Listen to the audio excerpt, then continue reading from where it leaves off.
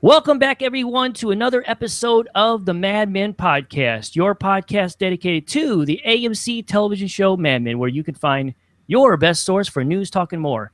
My name is Jeremiah, and joining me, as always, is Elise. How you doing, Elise? I'm good, Jeremiah. I miss you. I know, I miss you too. It's actually 2 weeks today from when me and you were together in the LA area talking about the finale. Can you believe how time's already gone by so fast? So sad. Yes, but we had a wonderful time. I thought it was just really fun to watch it with you live and then be able to talk about it right afterwards. It was a really exciting moment, I thought. It was really fun. Well, very good. So here we are. We're back. Unfortunately, we're doing a little bit later than we originally were hoping to do this particular podcast. We were actually hoping to do it earlier this week. But you know how schedules come about, and when we were going to do it on Wednesday, we were all set for that. Then we had some major issues where I work, and I had to stay very, very late. I didn't get home until after 9 o'clock. So that kind of blew up that idea. But we wind up here coming down with the schedule today, so we're able to do it tonight. So this is really exciting. This is all we're basically going to be doing is going over the finale again, and also kind of reflecting on some of the things that we wanted to, kind of to reflect on the entire series as a whole a little bit as well. So it's going to be a lot of fun, a lot of discussion, and which I'm really excited about getting right into. And I don't think I want to waste much time here, at least. The first thing I wanted to bring up with you is this is kind of like going old school with us, because I used to always do the news report, the gossip column, and we used to always kind of a lot of times talk about the ratings. So one last time, I'll mention the ratings just because it was all, I do think it's kind of interesting to see what did the finale get. And it did reach a record, Elise, for the highest they've ever gotten for a live show. According to the numbers is 4.6 million tune in live to watch the finale. And they got on a range of 2.5 for the adults between 25 and 54, which is a very important number. So they did very well. They got a +3 on the Live Plus, so that's really good. Overall, it was very satisfying, I'm sure, for AMC. I don't know if they were hoping for more or not. I know that one of our listeners, David Pick from Twitter, he actually happened to share with me that, I don't know if you knew this or not, but they were running I Love Lucy episodes in color on, I believe it was CBS. So it was a network one, but the I Love Lucy actually scored higher than our precious Mad Men. They scored a 6.4 million viewers. So colorized even? Boo! Don't colorize. I know. I wouldn't have watched it even if Mad Men weren't on. Yeah, actually, what's really sad is that the I Love Lucy reruns that they played on CBS scored higher than all the scripted shows that night. Wow. Is that not crazy? So I know there's other things involved. I think, there's playoff sports going on. You got the NBA playoffs. You got the NHL playoffs. Lots of reasons for people not to be tuning in to scripted shows. But unfortunately, Mad Men did good. 4.6 is great. I mean, like I said, they've never had anything quite that high. I think they've had one close to like 3 something maybe. Yeah. So this is great numbers for it, but didn't beat Lucy. You can't beat Lucy, She is a god, right? she's a god in comedies, of course. That everybody, how can you not love Lucy? But wow, Lucy scored higher than Don Draper. Well, what are you gonna do? No, nothing really. No, boo. Oh well. Oh well, that's right. Oh well. So we thought we'd share that. It's kind of fun discussion to talk about. I mean, I do not buy into the rating system whatsoever. I don't know anybody that owns a Nielsen box. I've mentioned this many times on the podcast before, so I don't really buy much into it. I don't think it's that big a deal. Yeah. And obviously, it certainly isn't a big deal for a show that was wrapping up. But I just, I find it interesting to see. I think that Mad Men is always going to be an iconic show that, millions and millions of people will be talking about for a long, long time, which we're going to reflect a lot about that maybe in this podcast. But now that things are over and you've had time to reflect, I'm sure you're like me. You've watched the finale a few more times. A few. Yes, a few more times, right? I've had such a crazy week since I've come back. I haven't had nearly as much time as I wanted to in diving into not only watching it again, but really reading everything that everybody has written about the show or talked about the show. But I've done my best to try to get caught up as much as I can. But so right off the bat, what do you think? Now that you've had the chance to reflect, Are you finding yourself, did you enjoy it more, less? What do you think? I think I'm kind of even with how I felt before. Initially, I felt like, they did a really good job of covering as much as they could without it feeling like they were just cramming stuff in. And I know some people did feel like they were kind of cramming things in, but I mean, they left a lot out. I don't know if you've seen, there's a list of things they wanted to do before the end of the show. Yes. That's been going around that he had at the Directors Guild or somewhere the other day, and there was a lot of stuff on that list that they did, that they couldn't get in. They couldn't get Sal in. There was a lot of stuff, but there was a lot of stuff they did get in, and pretty effectively. So I'm still really happy with it. Would I have liked to see Sal? Yes, everybody wanted to see Sal, but I can imagine Sal off having a fabulous time, being himself and enjoying his life. So that's fine. He's not sad enough to be on Mad Men anymore now that he's out, now that he's living his truth. Yeah, I did see that list, and I certainly want to go over it because one of the things that I want to talk to you about is some of the things that did get left out, not only in the finale, but just in the final season altogether. Yeah. I certainly want to go over that list, and me and you could discuss some of the things that we were a little disappointed about that we did not get wrapped up, and I'm sure everyone has feelings about that. But I'm kind of with you. I think that I still feel like the episode was a beautiful episode. I really do. I think they did a nice job. I mean, I've always been one to where, sure, I'm just like any fan. Yeah, there's always things you kind of maybe hope that they would have done a little differently. But when you think about the way the show is and what it's about, and it's about people and their lives and things that happen through your life. And I think that since it's just reflection on these characters and what's going on in them, it's really difficult to end a show like that that's not heavily on a particular plot point. There was no, ending that you necessarily could go with, but we could probably think of a lot of different other shows that works a lot differently than how you end. But I think for a show like this, I felt like it really paid homage very well to what we would really want if you think about it.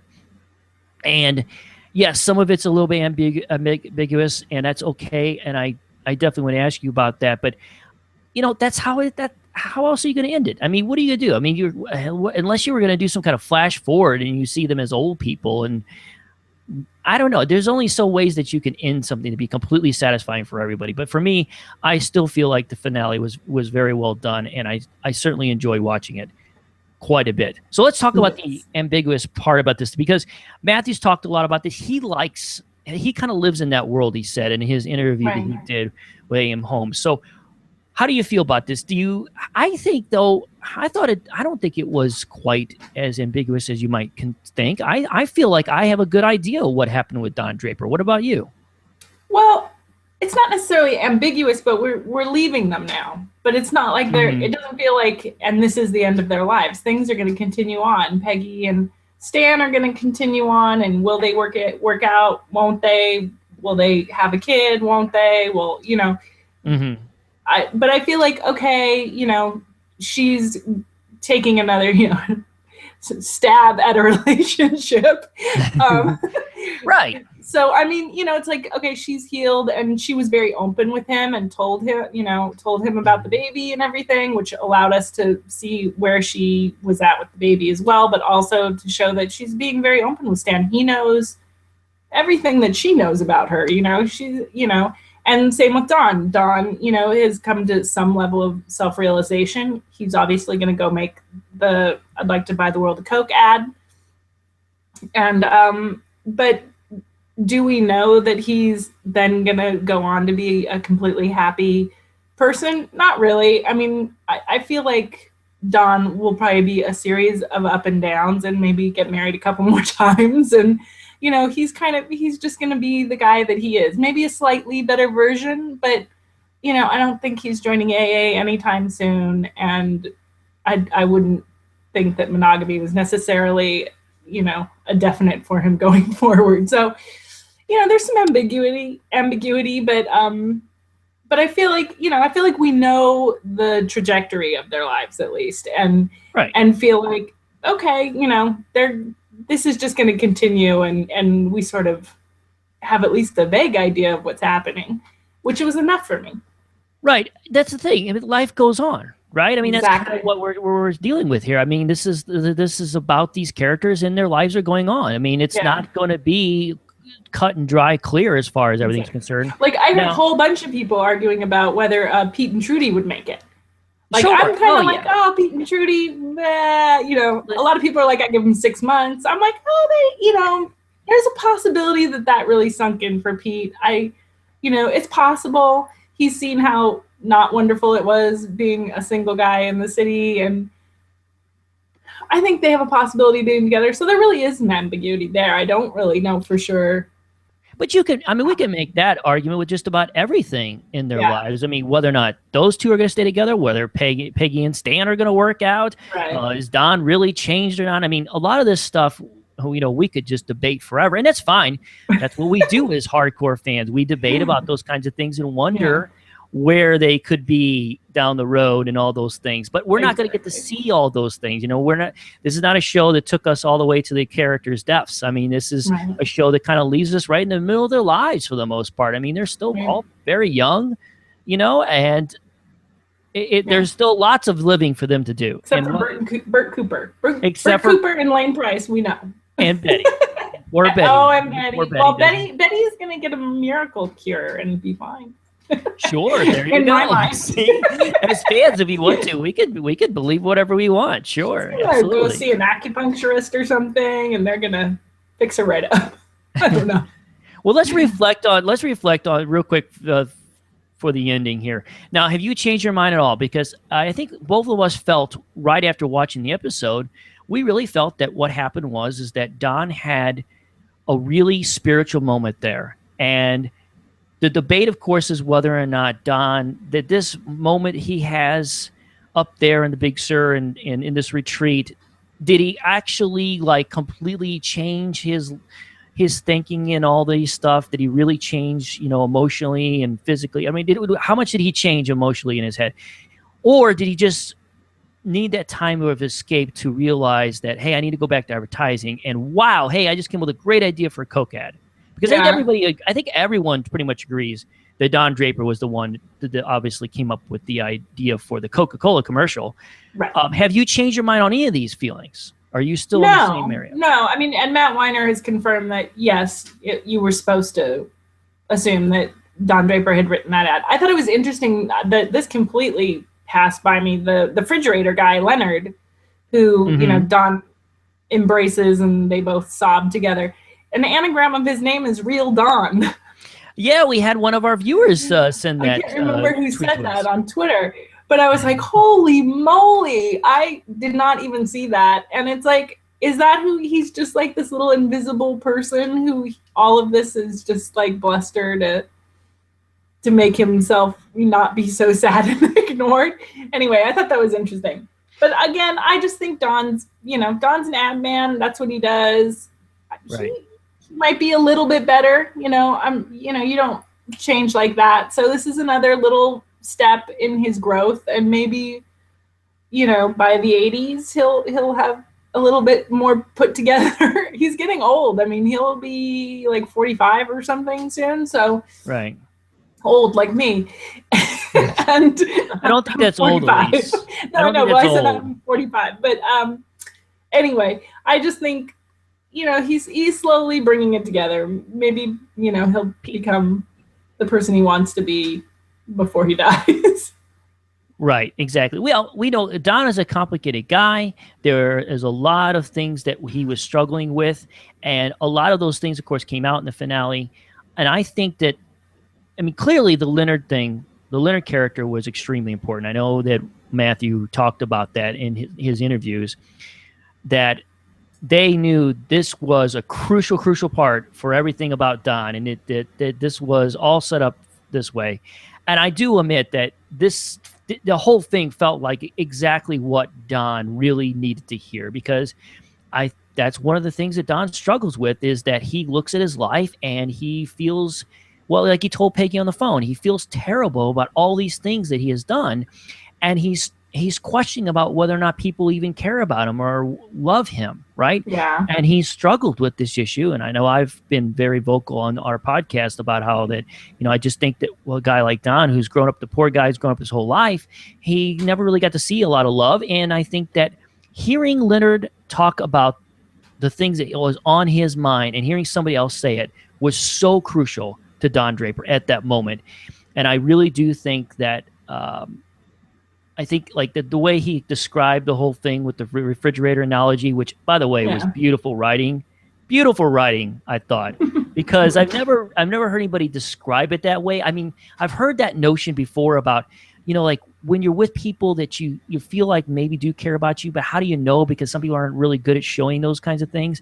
Yeah. So there was that figuring out what that is, and the idea about using the refrigerator thing was just so beautiful and so perfect. But you could just tell by Don through his expressions, his face as he's listening to this man, and he realizing, wow, hold on, this is how I feel, and he gets this a major emotional bond. But I think obviously there was many other things that happened in the episode, I think, that kind of led up to him having these things. So I think that I'm feeling like with all of what we saw in the finale, I feel like that Don at least is in a place where he can at least start to kind of forgive himself, maybe, or understand that, there is people that care about him, like the people that he worked with, and like Peggy and things like that.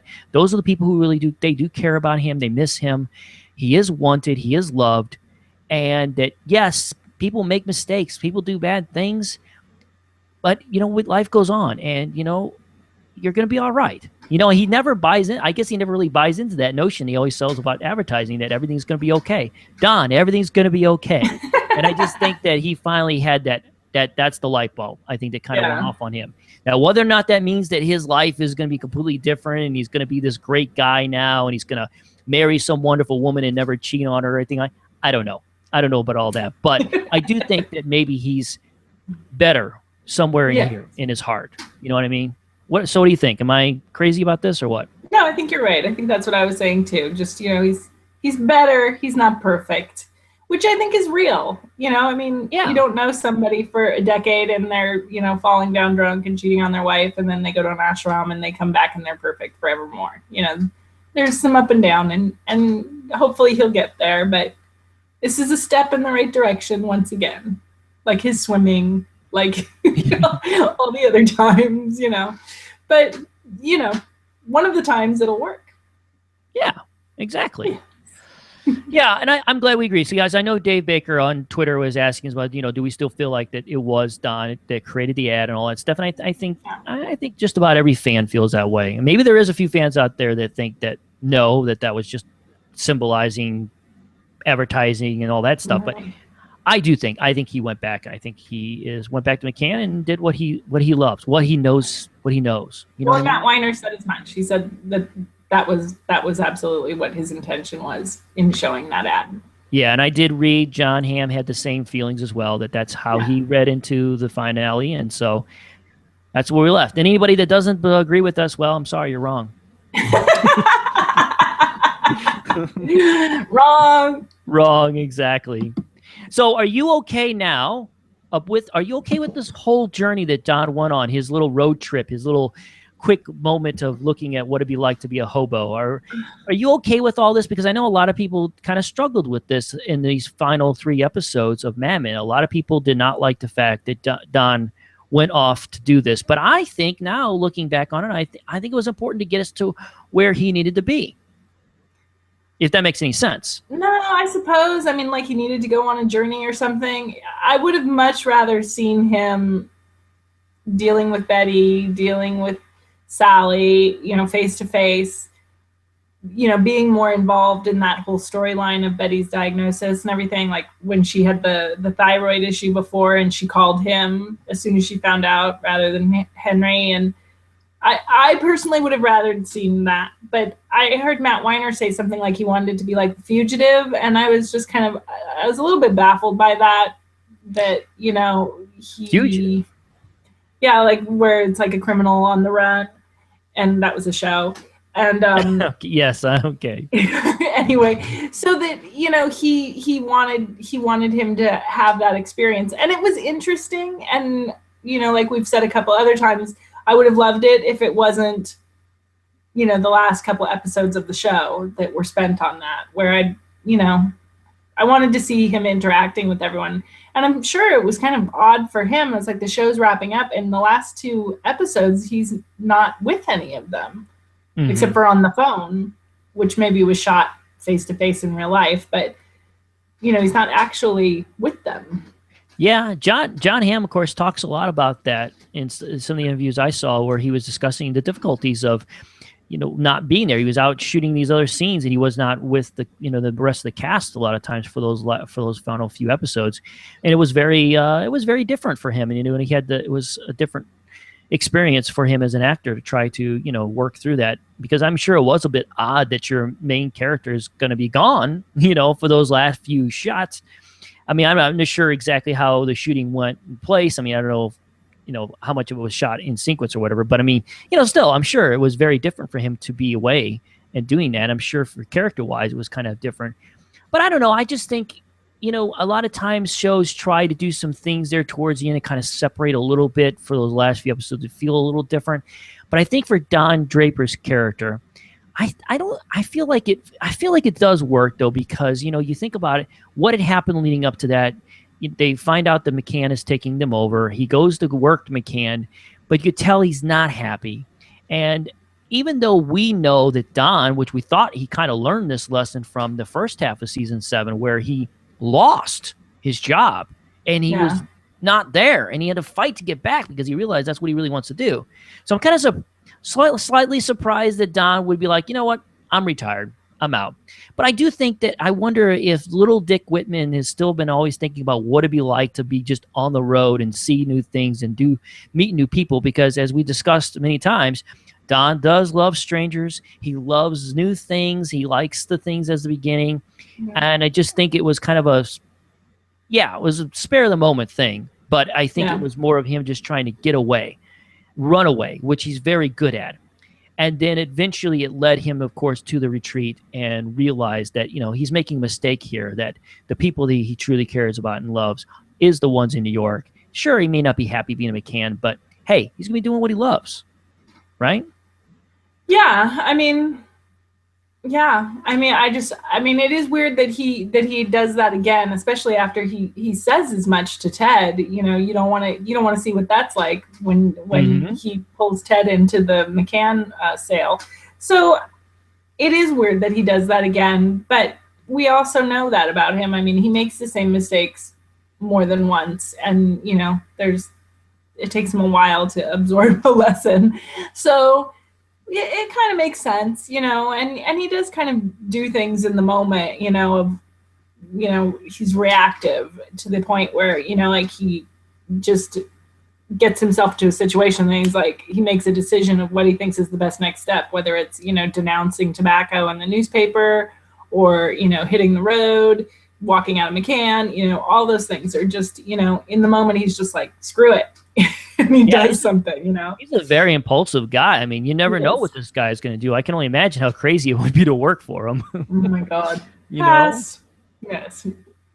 But yeah, okay, so I think, because that's how I feel. I feel like it does fit the character very well that he would do something like this, despite the things he's learned from his past, that he still wouldn't have this emotional reaction and just go off and do something like that. And sure, part of it was, I think maybe he was hoping he could find the Diana girl, which we're definitely going to talk about that in just a second. But, it was something that I felt like it just didn't feel like it did not fit his character. I think it fit his character just fine. So I'm okay with it. And it kind of explains why Matt Weiner needed that Diana character, because that's what sends him off on the journey. It's like, he doesn't just walk out of McCann and say, like, I'm going to go drive across the country. He walks out of McCann and says, I'm going to go see where Diana is because I saw the plane and the guy said Wisconsin and that's where she's from. And I'm going. And so he goes there. And then when he finds out that's, not what he thought it was, then he's kind of like, well, why go back? And that sends him off on the journey. I think it would have been harder to sell that or make it feel real if there wasn't the Diana character that first got him to the Midwest, at least. Well, let's jump. Okay, because I was going to wait a second to ask you about it, but let's go ahead and jump into the Diana thing. if you don't mind, because that is I'm something there. I kind of struggle with this. So how do you feel? Are you okay with the way the whole thing ended? Because it felt like, he goes out there and meets her actual husband and the kid and all that stuff, and then that's the end. That's all we get from the Diana thing. So are you okay with that? Yeah, because I feel like he got from what the husband told him that there's a lot of guys turning up in his house Okay. looking for this woman, and he gets, okay, she's even too damaged for me. I'm going to let her continue her journey of sorrow. I'm sure he hopes that she, has some sort of redemption at some point, but he lets go of it at that point. He's like, okay, I was not her last hope. There's obviously other people out there concerned about her. I'm moving on. I'm gonna, do whatever occurs to me next. Okay, because you understand what I'm trying to say. There, we spent quite a few episodes. Well, most of the second half of season 7, with her being kind of a focal point for him, and just having to wait in. I can certainly see why a lot of fans are going to be a little bit annoyed by that particular part of the story, because I just don't think that we learn a whole lot of new things about Don Draper because of that storyline.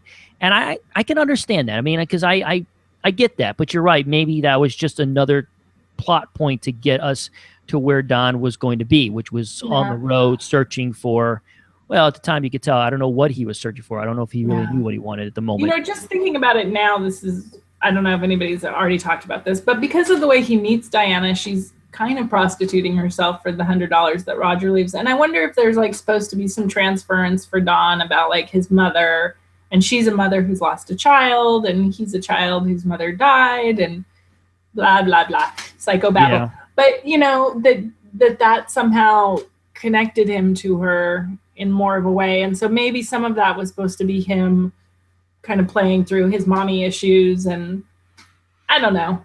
Yeah, that's true. I mean, maybe as time goes on, we reflect a little bit more. Maybe when we rewatch the entire second half, actually, I don't know about you. I'm really looking forward to watching part A and part B together as one season. All 14 episodes of one, because I think it will be interesting to see how it flows as if we look at it as one part. But since Diana doesn't come in till the second half, it'll be interesting to see when I kind of binge watch that season, when I go through it. Is it going to feel very natural for me? Like I'm going to look at it and maybe even a different perspective. And like you said, maybe this is deeper meanings for other things in Don's life that I'm not even really thinking about at the moment, like you said, with the mother thing and stuff like that. Because it very well could be. I mean, he certainly looked at her as someone that was very damaged like himself, and I think he felt like, I don't know if he felt like he actually helped her. I don't know what Don Draper could do necessarily to help her, but it did almost seem like he thought it could be like she could be a project for him, to help her through this stuff and to let her know, because Don, really believes in that system, that, that notion about, well, just go ahead and forget about this and move forward. Right. Yeah. And I think, by the way, that conversation with Stephanie, when he confronts Stephanie about, after they had that little moment in the retreat where she's confronted about her decision about leaving the baby and all that stuff, and he goes running out there to her, and they have this talk about, and he says that line, like, you need to just move forward and forget about this, and her answer to him is, Don, no. Yeah. Not everything you can just forget about. And that's a generational thing. Yeah, I think that's a generational thing too, though. Like, our grandparents' generation was definitely more of don't obsess about your issues or whatever, and just, move on. Don't be overly dramatic about things. And then, as opposed to the generation that came up in the 70s, which was like, let's all go to therapy. Let's all explore every, issue that ever bummed us out in any moment of our lives, and let's talk about it to everybody, And, I think, that no longer is a option for the people of Stephanie's generation. They're not just going to put things behind them and pretend like they didn't happen. They're going to, they're going to lay it out and cry and sob and, go to encounter groups and deal with it ad nauseum possibly, but they're going to deal with it. And, I don't know which way's better, but, it seems like maybe not carrying around a bunch of painful stuff inside you. It might be a better way to go. The way I've always looked at Elise is it depends on the situation. It depends on the thing. It depends on the situation, what we're talking about. There is some things in life where you make a mistake, you do something wrong, and you just feel like, you know what, that was a mistake, but I'm going to move forward. I'm going to forget about it, because I think a lot of things that is the correct answer to do. I don't think Don's completely off the rocker here, but I think what Stephanie's trying to say is there is certain things in your life. There's certain things that you really just can't ignore. You really need to face up to them. Yeah. You need to face up to your problems. You need to face up to your mistakes. There is times where you really do have to do that. And I just think that was something that I don't even know if Don really thought about that. You know what I'm trying to say? Like the reaction he got from her, I kind of felt like that was also a little aha moment for him too, is like, oh, you know what? Maybe you're right. Maybe there is things we just can't forget about, because Diana, as we know, also was struggling with that whole notion with him too, in her conversation with him in the motel room or apartment or whatever it was, right. That she said, I can't, I don't want to forget these things, and it's there is certain things you're not going to forget about. Yeah. You Your can't dead just brush child it to the is side. definitely on the top of that list. Right. Exactly. Right. Yeah. Right. Absolutely. So I get that. And I think that was something that was important for Don Draper to really hear a few times, to where he's finally kind of getting that, okay, I get it. Not everything in life you can just brush off and move forward from it. So and maybe Don will grow. When we were talking earlier about what he had changed about and what kind of growth he's got, I'm hoping that's one of the things I feel like for myself. I feel like that maybe might be something that Don is finally kind of working out a little bit, because it's also going to help him too, because he's still beating himself about a lot of things that he did in his past. So who knows? Maybe that's a growth there. I feel like that maybe he had. Sounds good. Yeah, absolutely.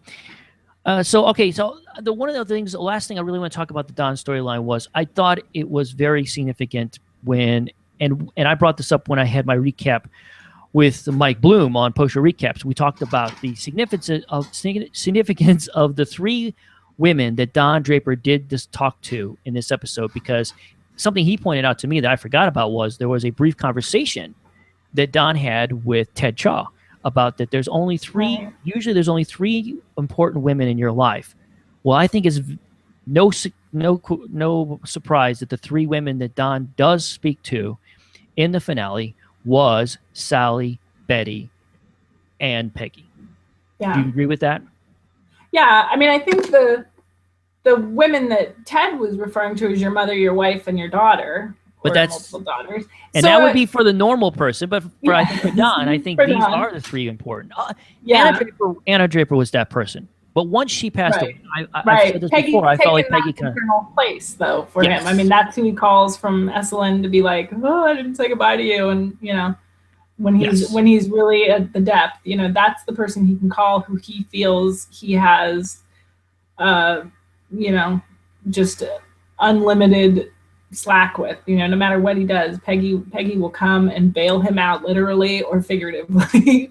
And so I mean, I think it's interesting, and I would think that relationship will continue. Oh, absolutely. And I think it's going to be stronger than ever. Their relationship is extremely important. I think that, you look at the three phone calls. I mean, obviously the one with Sally and Betty, we needed to hear, because it kind of really set us up and let us know where the future is going to be for how the end of Betty's life is going to be. I mean, letting us know that, listen, Don, just keep doing what you're doing, because we don't want to upset what's going on here. We don't upset the kids. Sally was letting him know, hey, listen, Dad, I got this figured out. I just trust me. I know where I'm at. It was extremely important for us to understand that mainly for Sally, because it was such awesome to see her kind of grow up into a young lady where you can see she's really taking charge of things, and she's letting her dad know that. But I think it was really important for us to set up to where Don's place is going to be in her final moments and even afterwards. Right. But then I think though, you're right. The Peggy conversation was extremely important to set up about their relationship. And also, like I mentioned earlier too, letting Don realize that, people like Peggy and people that he works with, they care about him and they want him and they love him and they want him back. They don't want bad things to happen to him. They care about him. So there was so much significance in all three of the phone calls, but it was beautiful that he was able to at least talk to those three women in the final episode. Yes. Well, I guess we can start closing things down a little bit with Don. I mean, I do like to speculate where Don ends up in his life and his future. I don't know how much you've thought about it. To me, I feel like, he goes back to work for McCann. How long he stays there, I don't know. But I definitely like to think that he continued to do great things in advertising. I don't know for sure if he ever is going to find love again, but I do think that he's at least going to continue his success and be an amazing ad man all the way up to the moment he actually really does retire from the business. Have you been able to reflect at all about where you think Don is, his future, and how he maybe ended up? Is the guy an old man? Maybe. Maybe. My mother had a friend when I was growing up, a single guy who was always a single guy who was kind of in advertising. He sold radio time, and he had like this beautiful bachelor pad up in the Palisades that was, very Don Drapery. It was kind of decorated in that time period in the 70s when I remember it as a child, and even kind of still in the 80s. And he grew old, and he always was dressed nicely, and he always had like the hair kind of slicked back. And as he got older, he had a like black dye, like that shoe polish stuff that they would put through their hair. And he was, he got a little paunchy, and, he did age, and, you could tell that his vanity was getting injured a little bit, but he seemed happy. And I think he was still pulling the ladies right up to the end. I mean, he did die a little bit, or like in his 70s, I believe. But I mean, that's kind of how when I think of Don as an old man, that's who I picture this man, Bob. Who is just a very similar character, not a fall down drunk or anything, but he was just kind of like, the happy bachelor who had a lot of money and had a good time, and it wasn't fun getting old, but he seemed okay with it, as much as any of us do. Sure. That's how I picture Don. He'll just keep doing advertising, and his looks will go eventually. Maybe. I don't know. Maybe he's George Clooney. But yeah. Will he ever change his look? Will he always be wearing the same, He will always dress that same way. He'll always look like he's from 1950. There's been tiny adjustments. His ties get wider and thinner. And I think the fabrics change slightly. But I mean, for the most part, he dresses the same. Although we did see him in jeans and that work shirt. Yes, I know. I don't know if he'd wear that in New York. I think when he's Don Draper ad man, he will be dressed in his Don Draper ad man uniform, Yeah, Jane Bryan, who does this, all the costumes and everything. Yeah. That was one of the things that I think Matthew mentioned, and it's that they've been talking about having him in jeans, and they couldn't wait for that moment. And so that was the perfect moment to have him in jeans. Did he have those jeans in that bag? How much stuff did he have in that Sears bag? I think he kept getting a new bag, and he would just like throw away the clothes that were dirty, I think there was a generation of people who really did not wear jeans. I mean, I don't remember ever seeing my grandfather in jeans, ever. He would wear chinos, and, if he was working in the garden or something, he would wear like those chinos. But I don't remember ever seeing him in a pair of jeans, and I think that was considered very farmy. And I could see where maybe Don would be like, I don't want to go back to my farm roots. I'm going to, wear my suit and be sophisticated. I'm not that person who wears jeans like I did, in the bad old days.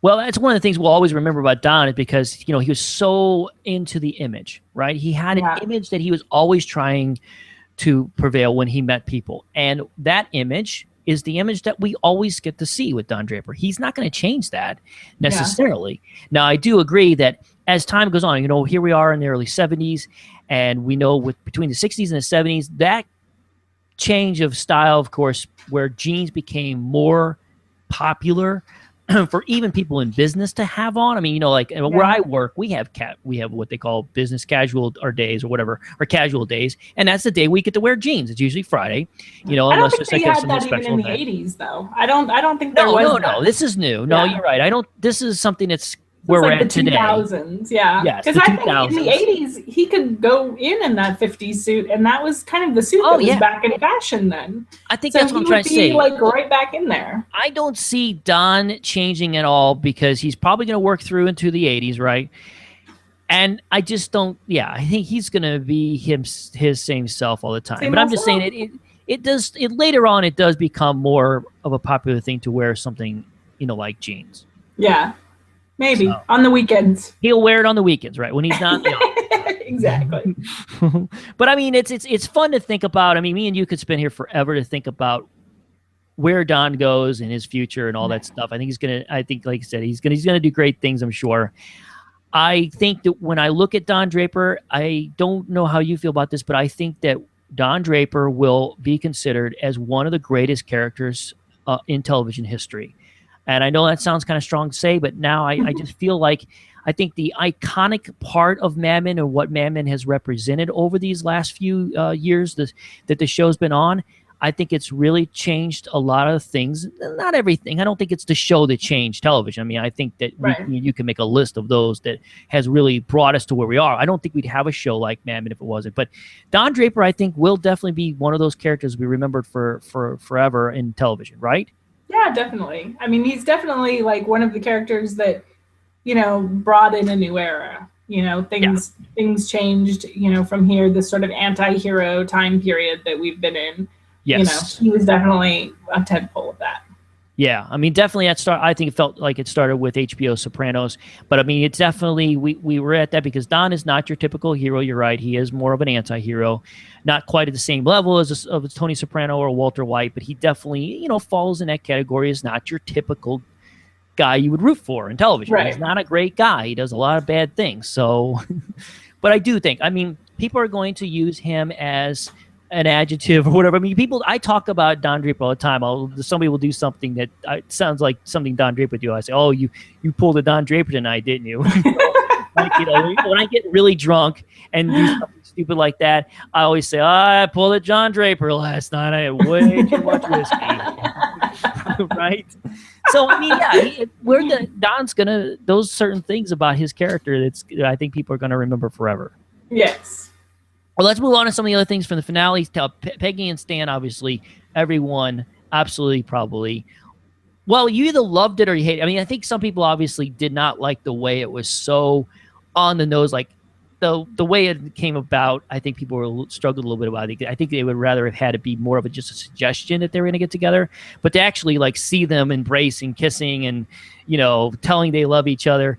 I think for some people they thought that was a little bit corny for Mad Men, but I'm okay with it. It might have been a little bit, but it's like, in balance with the rest of the show, I think it was fine. I mean, or maybe it stood out because the rest of the show is so not like that it was kind of like, oh. But I thought it was, I liked it. I enjoyed it. I definitely saw things coming. I think when we were watching, I was like, oh, Stan's going to run in the door. When she goes on the phone. So I like that kind of thing. I'm a total cheeseball. So I am too. I am a very sentimental guy. I had to hold back the tears at your house when they embraced and kissed. You could have cried. I was emotional about it. I got a little upset about it. It touched me, and because listen, me and you've been talking about the two of them probably going to end up together for a while. I felt like it was always there. I was surprised when I talked to my aunt last week. She actually never saw that coming. She, for whatever reason, she doesn't watch see our it. podcast. Obviously, she does not watch or listen to the podcast. That's obvious. She's in trouble. Yeah, I yelled at her about that. I said, "Oh, if you should have been listening to us. We've been talking about this for a long time now." But they didn't necessarily know. They didn't necessarily have to show it to me, but I loved seeing it, and I thought it was beautiful. I really did. And there was two things that to me that came out of this episode that I felt was important to know, and they gave it to us pretty clear. One was really clear with the Peggy and Stan thing, and by the way, I'm referring to with Peggy. I'm sorry, with Peggy's storyline. One of the couple of things that was important for me to know is, get a good feeling about where does Peggy stand with this company and how is she going to do? And then the other one was, I did wonder whether or not Peggy and Stan were going to become an item. Now, obviously, the Peggy and Stan thing was right there. I mean, that was pretty obvious. Yes, they fall in love and they're going to be together. The other part is how she was going to handle herself. And I think when you go back to the meeting that they have with that Lorraine character about the Chevron account, and how she basically fights to get that. I mean, Chevalier account. That's what it was. I love that because that told me Peggy Olson is going to be just fine. Yeah, she's Peggy Olson. She's the girl who walks into the bathroom and decides, I'm not going to be some secretary that cries in the bathroom. And Yeah. she decides that at Erickson too. She's like, I'm not going to be somebody who this woman who assigns the jobs pushes around. I'm going to show her right now. It's week 2 or whatever it's supposed to be. Right. That if you push me, I will push you back and I will put you on the spot, because it was obvious where she was like, well, that must, is that what David wanted? And she's like, well, it must be. And she's like, and then Peggy's like, well, let's go ask him. And then let's go. I'm like, oh, I love okay, that. fine, you can have it. So, it's Peggy. Peggy's fearless, and she's not going to back down. She's not going to be a jerk, but I mean, she stands up for herself. So exactly. That's what's gotten her all this way. People say it's luck or whatever it is, or even, it's not even talent. It's that she is relentless. Yeah, I mean, we know she has talent, but you're right. She is relentless. She knows what she wants. She knows how to get it. She's not going to back down. And Joan is the same way. So both of our main ladies in the business are this way. They do things a little bit differently, but they definitely do not take crap. And I think also too, you go back to that conversation she had with Roger, and I think that was good advice that she got from him. Yeah. And I think she's going to use all those tactics to climb herself to the top. And you look at that beautiful conversation she has with Pete in this episode, and I feel like, it's his way of saying, you're going to make it, girl. It may take you a little bit longer, maybe even want, but you're going to do it, and you're going to be, and of course his line, people are going to brag about working for you. And that says it all. Peggy Olson is going to be awesome as an advertising person. She's going to run the world. She's going to run the advertising world, and that was beautiful. So I like to speculate on whether or not how long Stan and Peggy are going to be together. I like to think they'll be together forever. Who knows? Maybe she'll want to have kids again. Who knows? I don't know. It's hard to say, but I thought it was beautiful. What do you think about the decision, though? Were you like me? I'm not surprised that she made the decision to stay with McCann and not join Joan in her pursuit with the production company. Do you think you're okay with that decision? Was that a good one for Peggy? Yeah, because I mean, Peggy wants to make it to the top of her field, and what Joan is doing, while interesting and lucrative, isn't her field. It's not, it's not what she wants to do. She wants to be the, head copywriter, it's not head art director. Yeah, she was a creative director. So, that's her goal. And if she leaves now and goes and does this thing with Joan, she'll never get back in. It'll be gone. So, I mean, maybe she thinks that job will always be there with Joan, and maybe if things don't work out with Erickson or things get just too nasty there, that she could go to Joan. But I'm not surprised she stayed. Yeah, I'm not neither, because I think you're exactly right. It fits her character perfectly. She has her goals. We heard about those goals in this season with Don Draper, and one of them, of course, like you said, is to be creative director. And that's her love. That's her passion. That's what she's really into. She would, and just like Stan said, she'd be great in anything she does. She could absolutely gone over there and work for Joan and kick butt and been amazing at it, I'm sure. Yeah. But you're right. That is what she really, really wanted to do, and she wants to be creative director someday. And McCann is the catalyst to get her to that point. And if she would have left, she would have been giving up on that dream and that goal. Well, and that's what the recruiter had told her. If she does Erickson for 5 years, she'll be making 4 times the money at the end of it, and her career will basically be made. I mean, she'll, be rocketing to stardom and creative directorhood. So absolutely. There it is. Now, I know we had one of our people on Twitter, Pedal 2CD, asked that question about that very last shot with Peggy and Stan, where she's typing on the typewriter and Stan kisses her on the head or wherever it was. And what the question was what is the meaning of that? Are we to maybe think that she was writing up I think they were asking us, it was a letter of resignation that she was going to maybe quit and go with Joan. But I liked your answer that you gave to that person on Twitter, is that no, I think it's more of just kind of showing the reflection of like just Stan kind of looking over work and showing that he's, how did you say it? I'm trying to remember now what you said. But just that he's supportive of her working. I mean, I feel you see that shot in reverse a lot, of a woman standing behind a man working and bringing him coffee or whatever, being supportive of his work, facilitating him being able to sit there and work. And that was kind of the role that Stan was taking. And it was just like a simple shot. Like, Stan respects her for, I mean, obviously they've had a work relationship before they were friends, before anything. So he respects her as, a business person and doing her work. Okay, that's perfect. I knew it was something like that, and the way you said it was perfect. So, Yeah. yeah, I agree. That's the way I look at it. I mean, I can understand how you see that shot, and it makes you wonder. Well, maybe she is going to eventually go work for Joan, but no, I think that it's pretty clear to me that that she's going to pursue that goal of being a creative director, hopefully by 1980. Hopefully So, before. so what do you think when Peggy's character? Let's talk about for a second. Her growth. I think, you look at all the characters in this show, this is probably the one that I feel like we've seen the most out of anyone as far as from that first moment when we get introduced with her. Because when you go back and watch the beginning of the show and you look at the first season, she came across as a very quiet, timid girl. She came across like a young girl, and not quite sure about things in life and didn't know what direction she wanted. And to get to where the point where she's now as a confident, intelligent, smart. I mean, she was all those things before, but like you can feel it, like it comes out of her, and she has just exploded into, like I said, one of the brightest people in advertising. And I think Peggy is one of those characters, when you go back and watch through the show again, you're going to realize, wow, what amazing growth from such a wonderful lead female character. It's so great to see a female character like that on television because we don't get to see that very often. And I think Peggy and Joan are going to be remembered that as being such great examples of awesome lead female characters in a show. So what do you think? Peggy, don't you think that this is one character you can say has had some amazing growth, right? Definitely. I mean, aside from the actual children, she was only supposed to be like 18 or 19 when the show started. So, she was quite young and she was still, obviously coming into herself.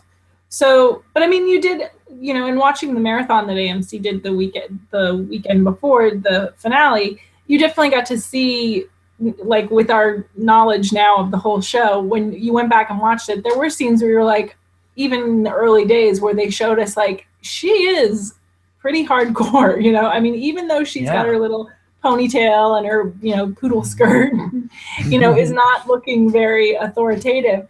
She has fashion issues. She has some fashion issues. She's got to get that paper bag still. Yeah. But yeah, I mean, you do see, little bits of who she will become. That confidence is there, in fits and starts.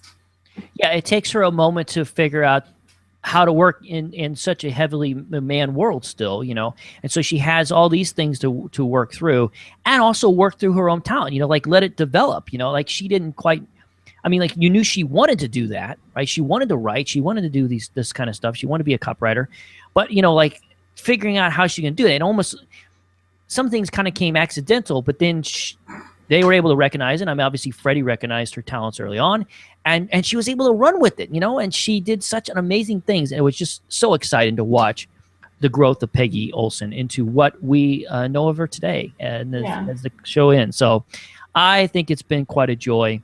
And also too, another female character I just mentioned earlier is of course Joan. Love Joan. How did you feel about Joan's ending?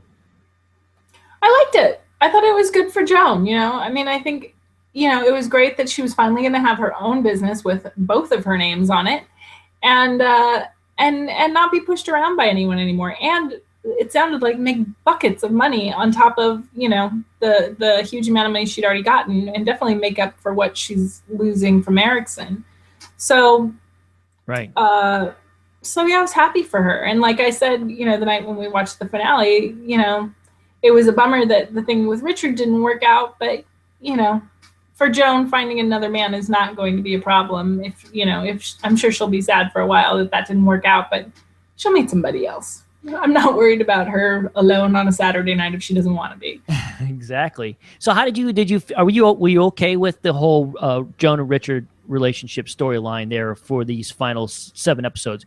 It didn't bother you or anything that they did that? Because I felt like this was a nice way of getting us to the point of showing us where Joan is and where she is in her life and what she wants. I thought it was a nice way to tell that story because, you introduce Richard, who from all things, from what you can tell, would be fantastic for her. I mean, like you said, she already had made a lot of money. Once things fell apart there with McCann, she could have easily ran away with this guy, and they could have just lived this amazing life and enjoy hanging out on the beaches, hopefully not doing cocaine, but hanging on the beaches and living this beautiful life.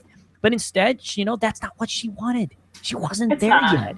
She's not at that point in her life right now. She's and still kind wants of in to the pursue. same way that Dawn is always going to go back to work. So is Joan. Joan wants to work, and they told us that before. She's never going to have a man to take care of her. In that scene with her school friend who came to stay, she said, you've got someone to go back to, and she's like, well, you could have that too, and she's like, no, I'm never going to have that. It's just never going to happen. So right. And it's partly, because she wants to work, and she really doesn't want to be a housewife. She doesn't want to, subvert to some guy. She's tried that. It has not worked out well for her. Mm-hmm. Yeah, absolutely. Exactly. So I have no problem. I thought the way the thing was handled with Richard was fantastic, because it just really let us know. It reminded us that, she's not at that point in her life. Someday, like you said, she could have that. She could absolutely have that if she wants it. But right now, that's not where she's at. She's a very strong, independent woman who represents the way a lot of women, I'm sure, feel about in their lives. She's had to work also very hard to get to where she was at. She had a different path a little bit than Peggy, because like you said, she was considered a sex symbol. I mean, she was someone that is a very extremely beautiful woman who, she had to deal with a lots of stuff. The McCann thing, that was just one example. I mean, this woman had to deal with these things even at Sterling Cooper and all her life. And she never took crap from anybody. And she is going to end up, I'm sure, a majorly successful producer. And she's going to have she's going to have all this wonderful success, and I'm sure also be a kicking awesome single mother, which I thought was kind of interesting. That I don't know if you heard the part of the interview when Matthew discussed about how he was surprised about the whole thing with Joan, because at first he didn't really see Joan as being someone to keep the baby, but then after thinking more about it, he realized, well, of course she would keep the baby. She's not an obstacle getting her away. This is not the kind of woman who's gonna let a child be interfere with where she's at in her life, and she's gonna have this child. She's gonna love it. She's gonna do and she's gonna get what she wants in her life when it comes to her business and what she wants in her personal life. I mean, she's a tough lady as well, and I think it was just also fantastic to watch her as she grew in this entire show. Right? Absolutely. No, I love Joan, and I love the wrap up with Roger tw, which I thought was great. Absolutely. Just them kind of coming to a meeting of the minds. So I thought that was a good ending for them, and for all three of them. That Kevin's going to go on, and he's going to be more than well supported between the two of them. He's going to be, what I liked about the Roger thing was with the Roger referring to the Joan thing, when he comes to her and talks about wanting to give, splitting up most of his money between Ellery and Kevin. What I thought was great is because, a lot of people really wanted Joan and Roger to get together, and we knew that was not going to happen. And we also know that Joan is a very independent woman, and she struggled with not wanting Roger in his life that way, right. Because she wanted to be able to do it on her own. She didn't want to she wouldn't have to rely on Roger. But I think because she was at a place now in her life where she feels pretty good about her success and her life, that she doesn't. Giving in to Roger was just saying, yeah, you know what? I get it. You want to have a little part in your kid's life, and I'm okay with you doing this. And if you think about it, that kind of does cement things a little bit still with their relationship, because, he is dad. I mean, I kind of like to think that eventually Kevin's going to find out that he's dad. I think. Well, and also Roger has that whole speech that, he's the last son of the last son, and now, Sterling Cooper's totally gone and absorbed, and this is his son.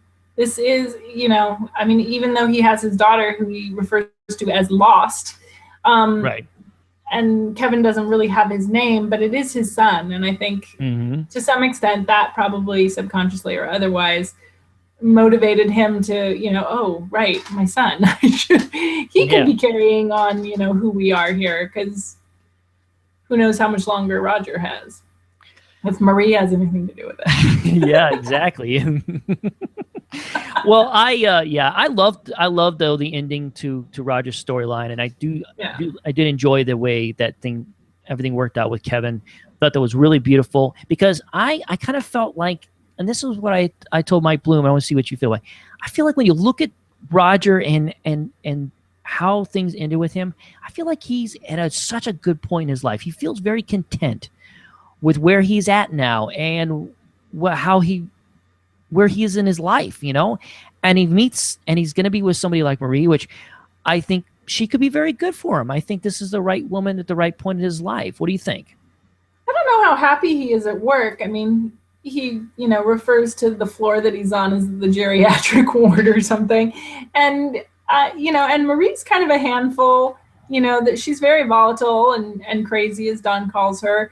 So, I mean, I don't know how well it's all going to work out for him. It might be more of the same, or, maybe that's fun for him. I mean, she's at least a worthy adversary, like Joan had been, for Roger. And Mona had been, he's kind of been running around with all these young girls who, while at some point could develop into that, don't really have the gravitas to, parallel him. Mm-hmm. So, I mean, Marie's probably good for him. I think, he'll be happy when he's not completely frustrated with her. Yeah. But I don't know. I don't know, he's kind of heading into the end, so maybe he'll run out his years at McCann and retire, and then he and Marie will, hang out in coffee shops in France. I don't know. One of the things that Matthew said is that he wanted you to have a feeling by the end that all the characters are slightly happier than they were when we first met them, and I just feel like, and I think you can make a case with just about everybody that might be the case. But I think with Roger, I do feel like he is in a happy place. Is kind of what I'm saying. I agree with you. I don't know if he's excited about being stuck at McCann on the geriatric floor, but I think that he understands his role. You know what I'm saying? I think he understands his role, and he's okay with that. Yeah, maybe. Like any other point in his life, I think he's okay with that now. Maybe he's happy enough. Maybe it's because he's older, right? And he's older, right. And he's finally got to a mature point in his life where he realizes, you know what? I'm done. I'm done chasing young skirts. I'm done, worrying about certain things, and I'm just gonna enjoy the life of this woman here who is not gonna take any crap from me. And I don't know. I just think he's at a really good spot. Good. And how do you feel about Pete's ending? Seemingly, obviously, it seems like he's going to have a happy ending, which I know that a lot of people can't stand that. But I'm perfectly satisfied with it, and I was extremely happy to see another character who's grown quite a bit. And I feel like, hopefully, and we could speculate all we want, but I feel like that he is in a good place, and he's going to hopefully be much better when it comes to being a father and a husband. I mean, he'll be fine working for Lear. He's going to be just fine at the job. I have no doubt that Mr. Pete Campbell is going to be king in Wichita. But, whether or not he's going to be a good husband and father, that's the part that people struggle with. And I'd like to think that we've seen enough growth from Pete Campbell to think that he will be that. What do you think? Yeah, I mean, I think, like I said earlier, just that, I feel like they're good now. I'm not super confident that they're going to hold it together indefinitely. But it could happen. It could happen. It certainly could happen. He definitely has learned something. He definitely learned that he may never make it back or make it past the first step again. So he's definitely appreciating this much more than he did the first time around. So that could be enough. And for a lot of people in life, I've seen this from some of the people I know that. Sometimes it does. It takes that second time around to realize what you've lost and that those mistakes. And I definitely encourage people to go back and listen to that conversation he has with his brother Bud in the hotel in that restaurant where you realize is that he's too much like his dad, that he's always looking for that next best thing when he realizes all the great things he had is right in front of him. And I just really believe that he is in a much better place, and I think he's going to be a much better husband and father. And so I'm satisfied. I'm glad that Pete Campbell got a happy ending. Good. So, what about Betty and Sally? We talked a little bit about it earlier, but so how do you feel? I mean, obviously, I think we both kind of mentioned that even though, yes, it's very sad to hear was happening to Betty, but she was in a really good, happy place in her life before she got this news. I mean, she was going back to school. She was doing something she always wanted. I think her relationship sort of seems to be a little bit better in some areas with the kids, but especially she seemed to be very happy with Henry as a husband. I mean, she also seemed to be somewhat fairly happier than we first met her, you know. And I think that's a good thing to know, that she's leaving this earth, but knowing that she was in a good spot before she goes. Yeah, no, I agree. And I think they showed, a few times her and Sally together, showing that relationship is definitely mended. And even though Sally has, whatever normal adolescent type feelings towards her parents, they also have rapport, and she does love her mother.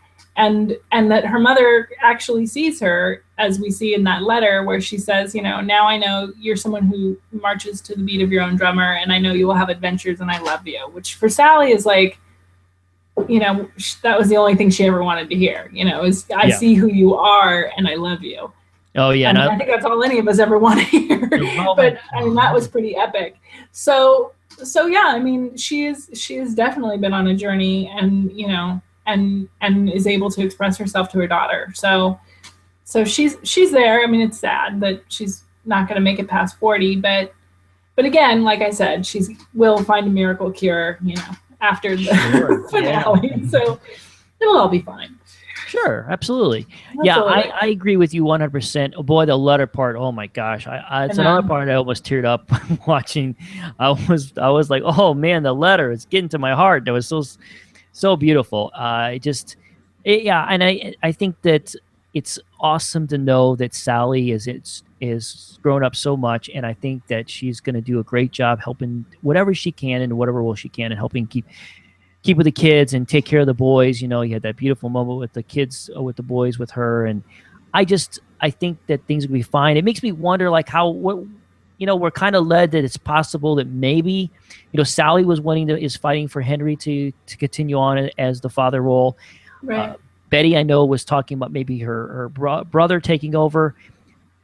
I guess the big thing is, I think they're going to be okay. I just think that there's enough there that I think the children are going to be fine. And I do think though that Sally will be a very important mother role for them as they continue to grow.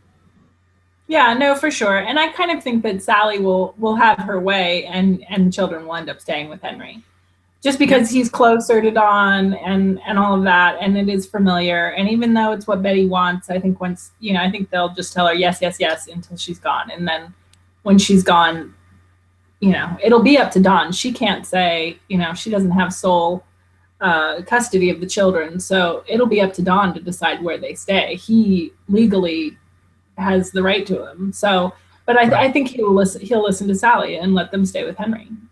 I think so too. As long as Henry wants them, which I assume he will if he's not too messed up from the Betty thing. But you kind of got the feeling from seeing Sally at the end washing the dishes and Betty sitting there that maybe Sally's going to end up taking some time off school to deal with the rest of this. It's October, so if Betty lives a few more months, it could get them through to the end of the school year, and maybe she could take some time off and kind of get them all readjusted. Yeah, I'm definitely, and like your point is, I'm slightly concerned, about Henry. How is he going to be, knowing that once Betty goes, I mean, he's it was definitely a wreck already, just even thinking about it. So yeah, I'm slightly concerned about that. We heard Don say that he really wants to be there and take over and take care of the kids. But I do agree that I think that he's going to listen to Sally, and how long has it changed? I mean, to me, I think that Sally's concerned that she knows what kind of, daddy's been the whole time. And she's, thinking, well, what am I supposed to expect? You're going to be like Mr. Mom all of a sudden, and be this amazing dad or something. So I don't know. It'll be interesting, but I do think there's enough there. I think that the kids are going to be fine. So yeah. Yes. Very good. Well, what about some of these other characters like Ken? Do you feel like they can get a happy ending? Are we satisfied with Ken's ending? Yeah, I mean, it's weird that nothing ended up happening with his writing, kind of. But then maybe he just didn't feel that confident in that, and so he was happy to stay at Dow. Or maybe, now, although he's the one that went to Joan and got this whole thing off the ground with her producing. So, I think he is now comfortable in that role. He wants to be successful doing that, and the writing is something else, and maybe he isn't as confident in it as his wife seems to be. And I mean, it's not fun being married to somebody and knowing that like they are, holding all the purse strings, and you want to, I don't know how comfortable he'd be with that, like that, they're living off of her wealth. Yeah, I don't know. I just, I know I was down on him by the decision he made, because I thought he had that opportunity, like you said, to go pursue his dreams and all that stuff. But he I don't know. I kind of get the feeling like maybe he's okay. He's happy with that role of where he's at and doing what he's doing. So I like to think that, he's going to be happy. It's hard to really say. We only get so much of. Yeah, he that's exactly right. He at least seems like it. Like that meeting he had with Joan, I felt like he was in a good spot. I think he's going to be okay, is what I'm trying to say. I think so. There's too. only so much. Good. Right, he's a character. We only know so much about what's going on in his life, but he seems to have a happy marriage, and he's got a big role over there at Dow Chemical, which of course is a big, powerful company. And as long as he's doing his job right, I think he'll have much success, and maybe he could still pursue the writing stuff on the side. Yeah, why not? I think he's gonna be fine. Let's dig into, because I know Dave Baker wanted us to talk about the things that we were disappointed in that did not get aired, not only in the finale but in the final season. Yeah. Obviously, Sal. Ginsburg. You want to start with Ginsburg? So, are you really upset that we didn't get to see anything about Ginsburg? Kind of. I mean, I sort of have this image in my mind of him in a hospital gown in some, state ward or something, which is kind of sad. I would like to see, him picking up his lithium or something. I don't know. I'd just like to see him maybe, somehow seeming like, okay, he got help and Don brought him back or something, I mean, I guess he couldn't really work at McCann with Peggy after that particular episode, but something, I'd just like to know that he was okay. It's kind of scary to think that he's wandering somewhere around on the streets of New York, maybe, some sad homeless person. It made me sad. I was like, Ginsburg, where are you? I know. I was surprised that like Stan didn't have like a offhand comment about going to visit him or something. Exactly. Like just like, when Pete was leaving or something, say like, oh, and Ginsburg said to say goodbye, he's doing great at whatever ad firm, or something, he's so much better, just something, just throw us a bone that the guy is, back on his meds. But we're left with some ambiguity there. Yeah, well, absolutely. Yeah, I'm not totally surprised we didn't hear anything for Ginsburg. The Sal thing has been something we've been speculating almost every season since he got let go. Was like, oh, are we going to see Sal again? Are we going to see Sal again? You had mentioned at the top of the show that list. There is a list that's going around. Supposedly, this is the list that Matthew had wrote out, a bunch of things that he was hoping to, maybe resolve. And it was a long list, and I don't even know if we got to see all of it from the shots we saw from the picture that was shared on Twitter. So I don't know how much it is. I will definitely share a link in the episode for this one. There will be madmenpodcast.com/091. I'll have a link to that for those of you who do not follow us on Twitter and Facebook and saw when we shared it. Is that definitely look at the list. It's fascinating to see where their mind was as a show creator, be able to see where his mind was, and he was thinking about Sal. He did wonder what happened to Sal, and for whatever reason, it didn't get worked out to where they could do that. I know lots of speculations about their, was there a bad relationship between Brian and Matthew, and I've never heard anything that ever concluded for sure that was the case. I just think it just never worked out, and for whatever reason. On that list was also Dr. Faye, who we all would have loved to have seen, but I don't know where they would have plugged her in. I would have liked to have seen Bob Benson. Like some of these more recent characters, we didn't really find out what happened to Bob. other than, you know, I think we just assumed that he's, he working married with somebody Buick, right? and yeah. He was going to get the Buick job, and I just kind of assumed that that's what he's going to do. He confronted Joan about his proposal. She turned him down. I think that he said that's, I think he just said, okay, fine, and then went off and lived his life working for Buick. That's kind of what I felt probably. He's in a closet at Buick.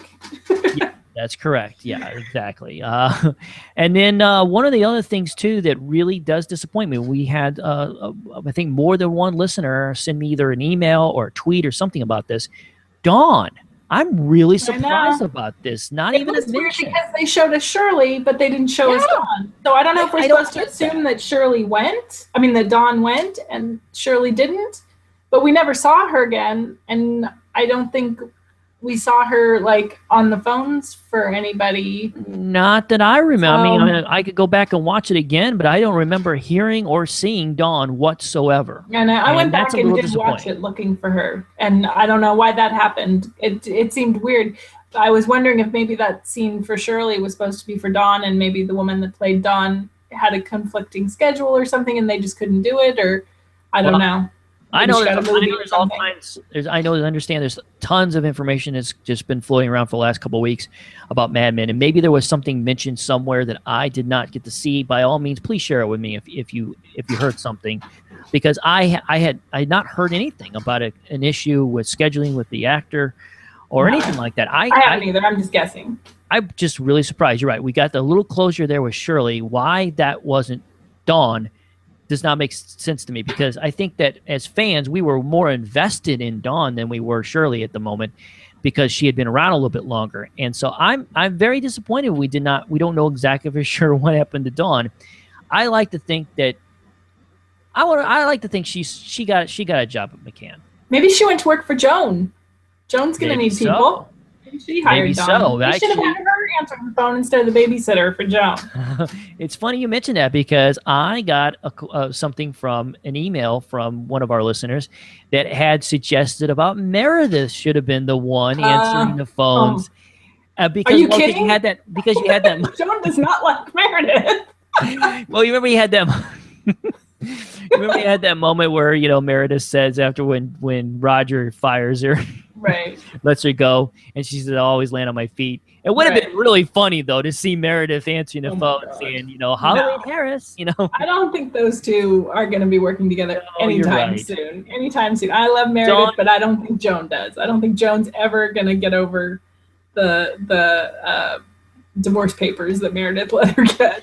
Good point. Yeah, you're right. They don't have the best relationship. That's a good point. I the more I think about that, Kim, who one of our listeners, thank you for the suggestion about Meredith, because we all love Meredith. But of course, maybe Dawn would have been the right person, maybe in that final shot where we see her answering the phone. And it would have been a good arc for Joan, because remember all those kind of icky things Joan said, I think in the first season, about Paul Kinsey's girlfriend when he was going out with the girl who worked at the grocery store. Oh, yeah. And like she kind of said like, oh, maybe someday you'll be able to shop there or something. She's like, yeah, I've been in there a lot. It was like Joan was obviously a little racist, maybe a lot. Yeah. I mean, hopefully she's evolved, but that would have been a nice little arc for her of like, oh, she's come a long way. Right, that she's had some growth in that area as well. Yeah. Right. I mean, you think, because a lot of these characters have been watching the civil rights movement in live unfold before their eyes. And I know hopefully that, yes, people like Joan and many other of our characters have obviously different feelings, hopefully, with people, with different races and things. So you'd hope so. But yeah, that would have been a nice arc. You're right. And have Dawn. So we don't know what happened to Dawn, and I'm sure there's a lot of the things. I wrote down Dawn's past never came up. I wondered for many years on whether or not that was going to haunt him. That he would end up in jail or something, involving his decision from he would get caught. Obviously, that was something that never made it for the finale, and I'm okay with that. And I thought that was kind of interesting because it was the first season, second season, when Bert Cooper's like, nobody cares who he was, it's who he is now. And I mean, they kind of gave that to us. And even though it's been a fear of Dawn's all along and ours, nobody cares. Nobody's looking except for when they had that military contract. But as long as he doesn't stick his neck out and make himself too obvious, nobody's ever it's never going to come up. Nobody's looking. It's not, Yeah. you know, it's not the digital age. Right. It's just, you know, I mean, he could legally change his name to Don Draper and, I mean, change his social security number. I don't know. It was part of his. It's part of his past, and but it's not necessarily. It never had to be something that was going to be defining what's going to happen to him. And I don't think that was something that Matthew ever really wanted to ever go down. I don't even think it was on that list that we saw, if I remember right. No, Don's I don't past. think I know so there's either. things about Peggy's baby. There's a bunch of things on Right. that list, but I don't even know if that was on there. I don't think that was something that Don ever really, or that Matthew ever really wanted to touch on with Don. Did you see this? Oh, sorry. Go ahead. I was going to say, I know it made for great suspense sometimes, you know, when Pete finds out about his past, and then you had that moment with the airline contract deal, you know, and he was worried about them, you know, doing background checks on him. So it made for great tension during some of the, from some of the seasons, some of the episodes. But other than that, that's all it was. Yeah. No, Anyway, you were saying? When you said Pete, I've seen a lot of people saying, "Oh, I thought that Peggy would tell Pete about the baby," and I was like, "That happened a long time ago." Peggy told Pete about the baby. I've seen several. Did somebody miss that scene? Yeah, I that guess, happened a long time ago, folks. It did. I've seen several people say it, and I was like, "That happened." And then I went back to look because I was like, "When did that happen?" That happened a long time ago. It was season you know 2, what? episode 13, meditation in an emergency. So it's in that episode. If you haven't seen it, you can Google it. Let's be fair. Let's be fair to the listeners. That was a long time, and not many people have spent the time to go back and rewatch these seasons many times over again, like we have. Some people have lives. Yes, some people have lives, unlike ourselves, who do spend hours talking about it on the internet. How dare you not know what happened 17 years ago on episode 13? I got it. How dare them? I mean, me and you could go on for a long time. This podcast is already getting way too long as it is. I know. We can go on forever talking about the things that we did not see that we like to. But hey, let's take this conversation to the website. Go to this particular post, and we could talk about it in the comments. That would be a lot of fun. I have a few last minute questions I want to ask you, Lisa. We really feel like I want to close up here. First of all, how will season 7 be remembered for you? I mean, do you feel like it was a pretty good season as a whole? Yeah, I mean, there was some really good stuff in there. I feel like, as you know, a final season, it definitely served its purpose, and I was happy with it. I mean, I don't know what else it could have significantly else it could have been. I mean, there are things here and there I would like to tweak. You know, when I have my own show, I will write it differently. But until then, you know, I'm happy. I'm happy with what it was, and I think people will be happy with the show. I hope that, you know, they all get nominated for Emmys, and John Hamm actually wins, and you know, I would love to see that. I think that the show deserves that kind of recognition. Yeah, I feel pretty much the same way you do. I'm going to be very excited, like I said earlier, to watch season 7 as one piece and look at it again and see how I feel about it as far as where it fits in. I'm not sure even if it will necessarily be my favorite season, but I certainly thought that it was a pretty solid final season when you look at other shows and how they've tanked in their final season. They just didn't even come close to tanking. I think it was a very satisfying final season. You know, the first half dealing with all the things that Don lost and how he had to fight to get it back. And then the second half, him dealing with a lot of the emotions in his life and be able to come to terms with those things. So I thought it was a beautiful piece of storytelling, and I think that we're going to always be – I think most fans are going to look at it being satisfied. One of the questions I had, so Mad Men, how do you think Mad Men will be perceived as a show in history for television? And, like, is it always going to be ranked very high as some of the greatest dramas of all time? And do you feel like this show did kind of change television a little bit? How do you feel about some of those three subjects there? I think it'll definitely be in like a top 20 list, you know, for a long time to come. And I think, like what we said, you know, it's definitely one of the tent posts in the anti-hero era that we are currently in, or maybe we're wrapping up, I don't know.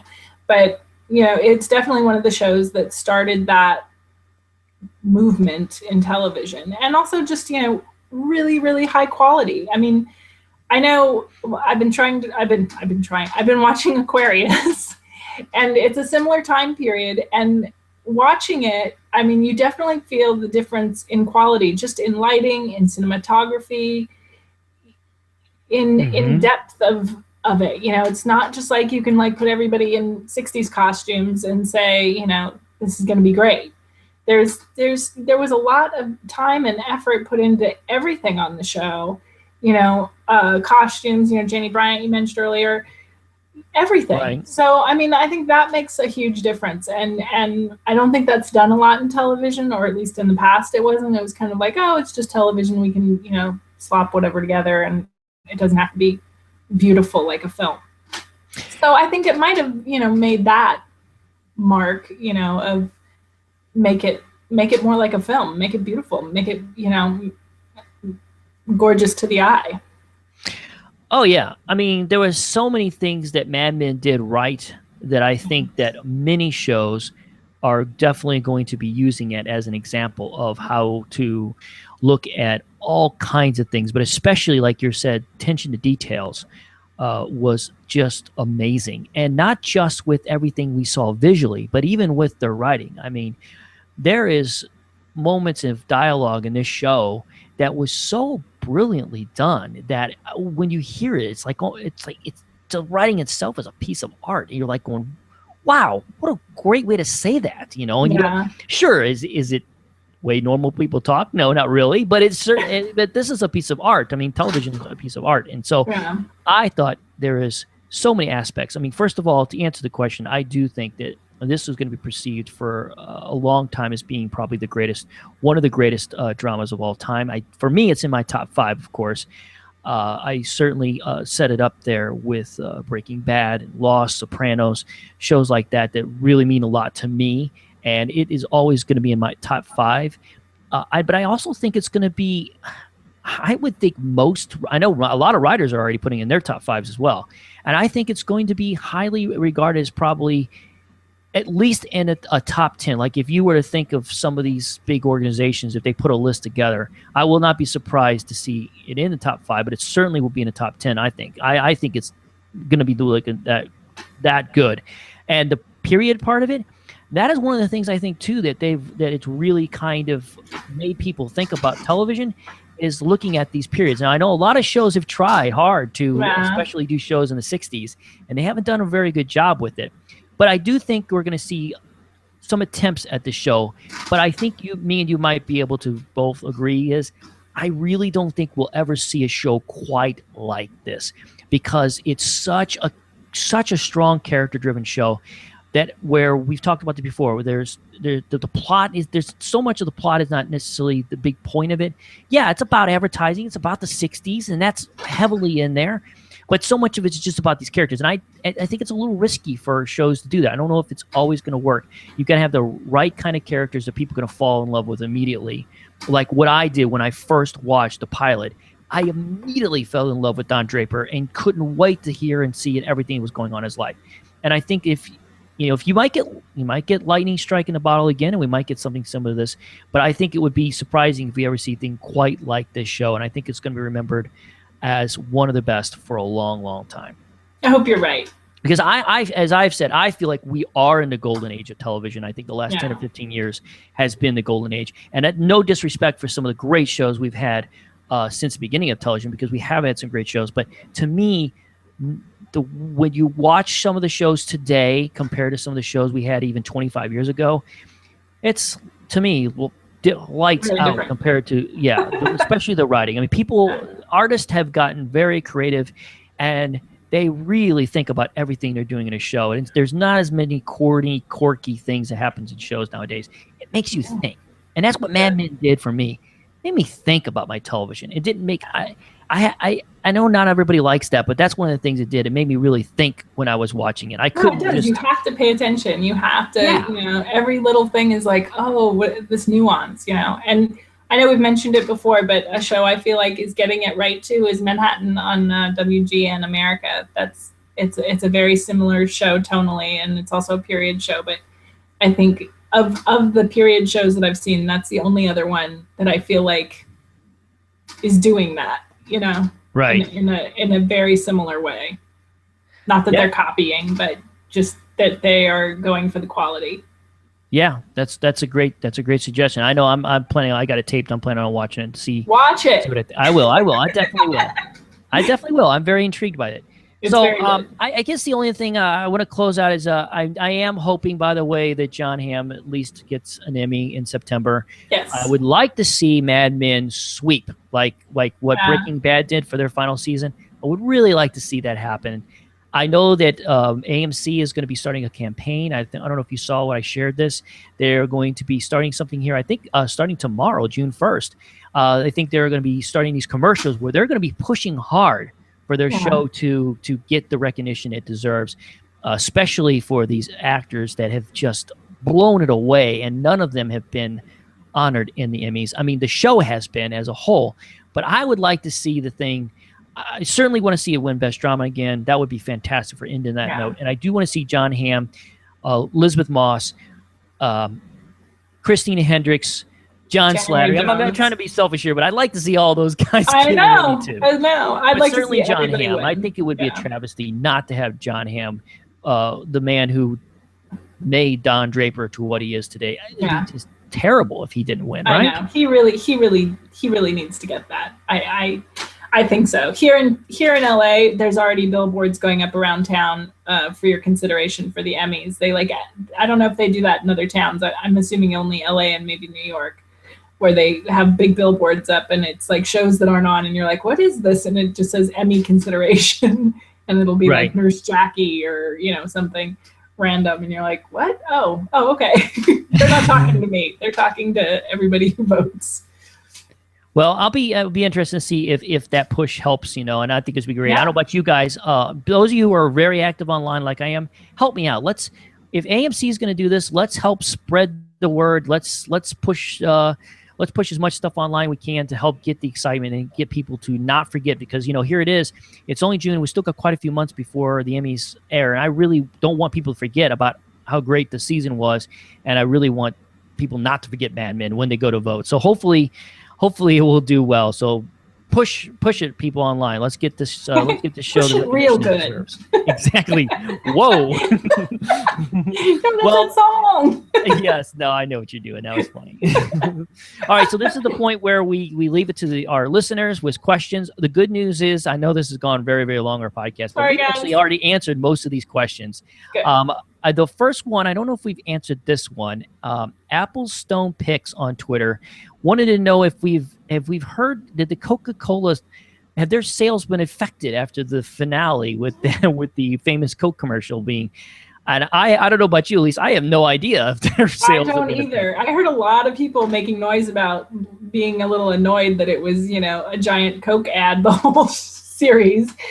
But I don't know. I mean, maybe if people feel like Don Draper wants us all to drink Coke, I mean. Yeah, I feel bad. I'm not drinking a Coca-Cola right now, to be honest with you. I'm drinking tea. Pure leaf tea. I should have been drinking Coca-Cola, but I did buy some Coca-Cola today. So well, there you go. You know what I'll do? I'll make sure I drink some Coca-Cola. Just so people don't think we're trying to sell you Coke, I am living in a Pepsi family. So. Oh, you live in a Pepsi family. My family's split. We're half of them are Pepsi and half of us are Coke. A mixed marriage. Yeah, exactly. So I don't know how they here's what I can say about the whole thing is that obviously we've heard that there was no money exchanged. The Coca-Cola people got this for free. And everyone was talking about it. So this was a win-win for sure. Yeah. When it comes to Coke, I can't imagine that their numbers go up and down that much. People who drink Coke, and it's a lot of people. So I don't know. It's still the biggest brand out there. It's one of the biggest brands in the whole world knows about Coca-Cola. Exactly. It doesn't matter what part of the world you're in. People know what Coca-Cola is. And they didn't necessarily need it. I'm sure their numbers are just fine whether or not they did the commercial. But I thought it was very interesting to hear that there was no money exchanges. Apparently, they had known that Matthew went to them a while back ago to ask them about using it. And they said, sure, no problem, buddy. Yeah. You go right ahead. And then, of course, the best part was the guy who worked for McCann who created that ad. He doesn't even watch Mad Men or any of those kinds of shows. You know what he does? He says he hardly even watched television, which is kind of. I thought he passed away. No, he's still alive. Oh, he's still alive. Yeah, I shared. Did you see the article I shared? I shared an article. That's the guy who wrote it. Bill Baker. That's the guy who wrote the song? No, Bill, no, not the guy who writes the song. I'm just talking about the guy who came up with the ad. Oh, oops, The guy who worked for McCann, Bill Becker. He was I don't one know of what the I was big, reading. He's one of the big guys of McCann. He developed a whole bunch of very famous ads that we know of today. So, and of course, the next one on Twitter, 9G9173 asked about a lot of the questions we had that we already answered about some of the people we didn't see, Bob Bimson, our theories about Sal, things like that. So we've kind of already answered a lot of those questions, but thank you so much for sending it, because it did help me with my notes about what we were going to talk about. I already mentioned to you about the email I got from Kim about the idea about Meredith working for Joan. That was pretty good. Let's see. Greg from Jersey, he was basically, he said that in a season full of bringing back almost everything supporting actors, well, I know Sal, well, we already talked about that. Yeah. It was a shame that we didn't see Sal. Also, Greg Fravel asked me he wanted us to speculate about some of what could possibly Peggy and Don have been working on in the 70s, 80s. Famous ads like the Where's the Beef, the Joe Green commercial, the Macintosh one from 1984. Me and you could sit here forever debating about which ones that I know. I saw that question and I immediately started searching them, and I found that one ad for broomstick dress pants that were it was a picture of a bunch of men and this woman on the floor, and it was like broomstick, it's more than meets the eye. And I was like, oh my God, Peggy must have written this one, since that's what she stabbed Abe with the broomstick with the knife on the end. Yeah, that's a great one. So here's what I'd like to do with this. Let's also take this to the internet. Go to the comment page for this episode 091, and let's talk about it, because that'd be fun, something that I would love to talk about. Yeah. Or you can do it on the Facebook page if you want to, or send me a tweet. But I think this is always another fun fan fiction thing that we can all sit around fantasizing about whether or not Don worked on this particular ad or Peggy worked on it, because that's a lot of fun to debate. It is fun, especially for those of us that remember the ads. Absolutely. For those few of us that are old enough to remember the Joe Green and Macintosh ad and all those kinds of things. So here's the answer. The short question is, yes, I do think that fictionalized version of it, Don Draper would definitely be, Peggy Olson would definitely be the two kind of people that I could see developing some of the most amazing ads that we remember for the rest of our lives. So so that's it. That was only the questions I had that were written down. I know there was a lot more that I never had a chance to get to. Absolutely, by all means, hit me up on the internet, and I'd love to talk more about this. We're certainly going to be, I know a lot of people are wanting to know, what is the future of the Mad Men podcast? I certainly will say this. I have no plans necessarily to close it down and never do anything again. There's a few things that I have already in my mind that I thought would be fun to do. I know Elise, me and you have already done some of our favorite ads, our pitches from the show, some of our favorite moments. I'd still like to tackle maybe what is my favorite episodes, things like that. And I definitely want to get the listeners involved. So I'm going to have polls, and I'm going to be asking some of you guys online. So be looking for that. Make sure you're following us on Twitter and Facebook, because I will be sharing those kinds of things, because I would like to do a few more shows. We're at 91 now. I'd love to at least get to 100. I know it sounds kind of corny, but maybe get to 100. So it's not our final episode. No, not necessarily. It could be for you, Elise. You are more than welcome to do whatever you want. I am always going to invite you to join me in these conversations. But I think that there's some fun things that we could still talk about if we want to debate about, if we can think about, maybe we could talk about some of the books that were mentioned in the show, some of the movies that was inspired, fun subjects. And start the Mad Men book club. Yeah, yes, exactly. For us addicts who cannot get enough Mad Men talk, by all means, email me, feedback@madmenpodcast.com, if you have ideas of subjects you would like us to cover in future podcasts. Because like I said, I like to stick around and do this for a little bit longer. When I'm going to get back on that, I'm not quite sure. I'm going to be doing, starting June 21st, I'm going to be covering True Detective on post-show recaps with Antonio Mazzaro, which I'm extremely excited about that. So that's going to be about 8 weeks of my life that I'm going to be really involved in that. And I'm also going to be doing some other shows potentially here in the fall for post-show recaps. So a lot of my focus will be on post-show recaps. But like I said, I do want to do a few fun topics to kind of close things up. And when it is the last episode, I'll let you know when you can unsubscribe and forget about me for the rest of your life. Aww. But at least you will definitely be invited in all these potential podcasts. And if you want to come and join us, I would love that, because that'd be awesome. Thank you. Elise, let's talk about you. What's your plans? Obviously, you're going to continue to be writing for the LA Rambler. Anything else exciting that you have been thinking about doing, or is that pretty much going to be the consumption of your content creating for a while? That's kind of what I'm doing right now. We're getting ready for summer vacation in our family, so we got plenty going on, and my day job and all of that. So you can find me on the LARambler.com, and I'm always on Twitter. I'm often tweeting with the hashtag TCM Party, watching classic films on TCM if you want to find me there. And if I'm not there, there's always a lot of other people there. So, that's a great place to get your fix. They often show films like The Apartment and other films that were strong influences for Mad Men. So I'll be there. Yeah, if you're a fan of classic film, and especially the kind of film that you see on Turner Classic Movies, Elise is definitely the person to follow. And I know the group that you're involved in there with the TCM Party, right? Is the hashtag, right, hashtag TCM Party on Twitter. I love whenever I'm taking a moment, I'm watching movies on there. I always check in to see what you guys are talking about, which is a lot of fun. Sometimes it's just silly, but sometimes it's interesting stuff. And oftentimes people like Ileana Douglas are there. Other people who are hosting, other historians and things. So it's fun and it can be educational. Absolutely. So definitely, by all means, follow Elise on Twitter, which is at EliseCD, and check it out because, like I said, she knows her stuff when it comes to classic film. Obviously, she knows her stuff about television. She's got a great blog. Make sure you continue to check back and see what she's up to because she does great work. And Elise, there's no words I can tell you how much I appreciate everything you've done though for the Mad Men podcast. It's been such a delight having you on here. As you know, I really needed rescuing because my boy Jason Peaseld was unable to really keep up with what was going on here, and so I needed somebody, and you rescued me, and you've added so much to the show, and it's been such a delight having you on. I really appreciate everything you do. And, thank you. Thank you. It's been super fun to do it, and I never would have figured out all this technology to do it myself. So I'm so grateful that you had this up and running and you put all this time and energy into it. And Jeremiah makes these huge rundowns of the show for us every week and makes it really easy to, have a understanding of what we're going to talk about. So thank you, Jeremiah. It's been great. Well, it's been a lot of fun. I do podcasting. Obviously, is a passion of mine. I fell in love with it quite a long time ago, and I think I really got obsessed with the idea about the TV fan base shows, especially with when Lost came on, because I was so obsessed with Lost, and I had to know every secret. And I listened to 5 different podcasts and blogs and everything else. So I got hooked into it, and I've been doing it for a while, and I've been really blessed to have the success that we've had here with Mad Men Podcast.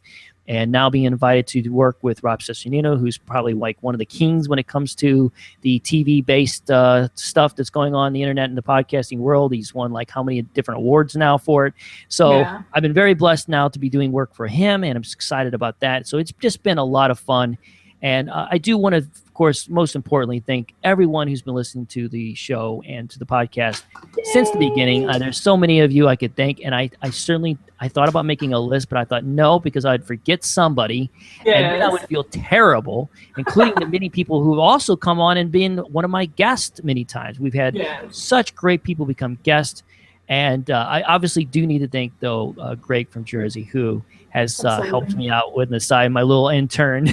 Thank you, Greg, for all the work you've done. He's actually going to help me come up with some ideas for some of these fun after Mad Men shows that we're going to do.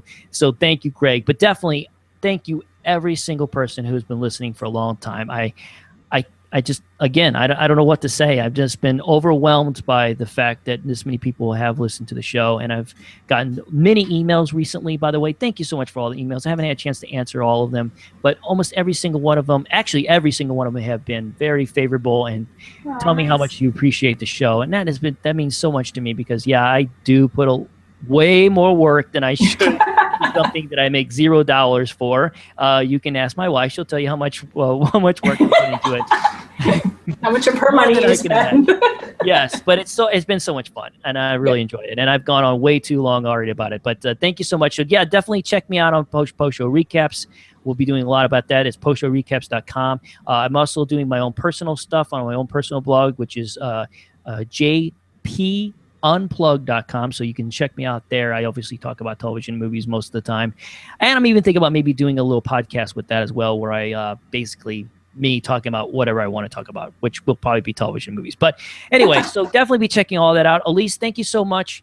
Hope you have a wonderful evening. Sorry for going so long. Hour and 45 minutes has got to be a record for us. It's up there. But have a good night. Tell your husband I'm sorry. That's all right. Your daughter who rocked it, I saw in the concert today. Which, Thank you.